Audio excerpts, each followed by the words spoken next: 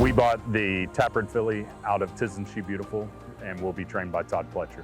Extremely athletic, a lot like him. We're excited to see him on the track. Beautiful filly.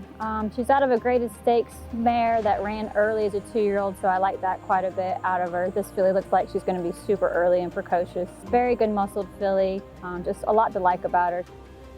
Taproot, standing at Gainesway. Hey everybody, it's Jay Privman along with Marty McGee, and we have a lot to preview for this week's Derby Watch. 3 races that are worth 170 points overall with 100 to the winner.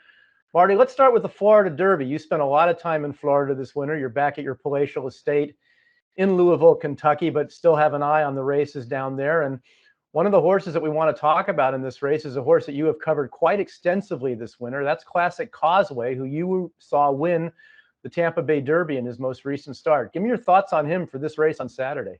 Yeah, I was at Gulfstream for most of the meet, the championship meet, Jay, until I let Dave Grenning, our colleague, gave him the ball at the 3-yard line, and he's taking it over the goal line this Saturday. So 2 of my forays away from Gulfstream were over to Tampa to watch Classic Causeway catch a flyer both times. I'm really interested to see what he's going to do if he doesn't happen to break on top a la Wesley Ward or something like that. So I wonder what Brian Lynch is thinking in terms of if this horse doesn't trip out perfectly the way he did in both the Sam Davis and the Tampa Bay Derby. What's he going to do when he also steps up against tougher companies such as White Barrio and Simplification? And just see how this horse reacts, because I think he's really the key to the race. And if he were to try and take them on a merry chase the way he did in both the Tampa races, I don't know if that's going to work. So all in all, this is going to be quite the test for Classic Causeway in the Florida Derby. You know, Marty, one thing that might be interesting with him in this race is that because he won the Tampa Bay Derby, he's got 50 points, so he's in. And I really wonder if, like with Epicenter in the Louisiana Derby last week, if the connections of Classic Causeway might use this as a prep to kind of test drive him and see if he can sit maybe second or third and then go on with it. I mean, if he catches a flyer, you might just have to go anyway. But to me, if you're going to prep for the Derby and give him a chance, this might be the spot to do it. What would you think? That's what I was saying. I'm wondering what Brian Lynch is thinking. I mean, Irad Ortiz had no choice other than to go on with it. Right. In both of the races at Tampa. So, again, we had a horse, we had Simplification, who overcame a terrible start in the Holy Bull when he was second. And then he really didn't have the best of trips either in winning the Fountain of Youth. He got lucky in that he was outside of everybody when all the mess happened to the inside. And he went on, and he was the only horse running at that point, so that he got first run. But anyway, it's going to be really an interesting test with all these. Also, the fact that White Barrio has not raced since the Holy Bull by choice. And then he did kind of miss a little bit of time, according to our colleague Mike Welsh, in terms of his prep for the Florida Derby. So there's a lot of interesting factors going into this race. Well, Simplification won the Fountain of Youth in his most recent start, as Marty mentioned. And Marty, I think this horse has really come on well, and he seems to take his races well too. He's run quite a bit, but he seems to always come back and want more. And that seems to be a hallmark of his trainer, Antonio Sano. His horses can hold their form and over an extended period of time. And to me, based on his performances at Gulfstream so far this winter, he's the horse to beat in that race on Saturday. He is. He's the 5-2 morning line favorite. I was somewhat surprised that the Gulfstream line has White Barrio the second choice as opposed to Classic Causeway. But Simplification has done nothing wrong. The one thing in Pool 4 of the Kentucky Derby Future Wager, Jay, he was 19-1. And obviously on our odds here on DRF.com, I think he deserves a little more respect than that. And I think he will be the favorite on Saturday. But again, there's a lot of variables that go into this race. And let's just tie up White Barrio for a second here as well. You mentioned how he hasn't run by design since the Holy Bull and had that, it seems like a very minor setback in terms of missing a little bit of training time. But he did get in a breeze earlier this week. He was entered in the race on Wednesday, and it looks like he's good to go for the race on Saturday. Marty, you remember going into the Holy Bull, he had missed a little bit of time as well, and it didn't seem to bother him. So where are you at with him in terms of this race and coming off that 2-month layoff? I mean, I'm kind of skeptical whenever they do that. I just don't kind of see the reason for that, because these are lightly raced horses who you would think would benefit from the added experience. But, speaking of inexperience, there's the horse Charge It in this race, who we do have on our list, Jay. And, the Todd Pletcher's had, what, 4, 5, or 6 of them along the way toward the Derby, and this is the newest shooter, and he's yet another X factor that belongs in this race. I'd imagine he'll be less than 10-1 or so, but he's going to have to really run big off the maiden special that he had back in February. Yeah, he's only had a couple of races. He is, as Marty mentioned, stepping up from a maiden win into this Grade 1 Florida Derby. But Marty, I know this horse is held in extremely high regard by his connections. It's a big test for him, but I think he's going to acquit himself well on Saturday. What do you think? I mean, I'm kind of in Camp Classic Causeway. So, I wouldn't mind seeing Charge It win. I know that his owner and breeder, Mandy Pope, has been a huge supporter of racing and breeding and all that. So, I wouldn't mind seeing him win, but again, I'm pretty much for Classic Causeway in this race.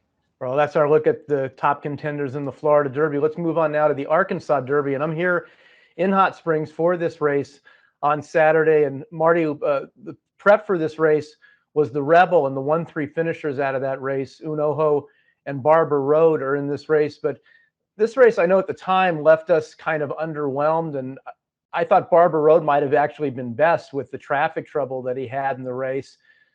I think they're facing a much tougher challenge this time. What do you think of those two horses? Well, when they win at 75-1, Jay, and you back them at 8-1 or whatever Unoho is going to be, that sets you up for missing the wedding and going to the funeral. But 3 of the Arkansas Derby horses are on our list right now: Cyberknife, Barber Road, and Unoho. But I think 3 of the favorites, Jay, are horses that we don't have because they haven't done as much, but they are We the People, Doppelganger, and Secret Oath. And I know that you had a discussion this week with Wayne Lucas, the trainer of Secret Oath, the filly, as to what his mindset might be in terms of, depending on how she runs in the race. But I think anytime you have a filly, and we haven't had one since 2010, so it's been a while since we've had a filly as part of the Derby picture. And if you'd like to address that, go ahead. Yeah, no, well, let's go in order of what we're doing here. Let's finish off with Cyberknife first. As you mentioned, he's on our Derby watch list. This is a horse that I know Brad Cox has really thought highly of, but he's raced kind of immaturely in his races. He put it together last time, came away from his rivals, and I thought won pretty nicely. They're not going to put the blinkers back on. That experiment didn't work a couple starts back at Fairgrounds. And I think this horse is a strong win candidate on Saturday. What do you think of Cyberknife?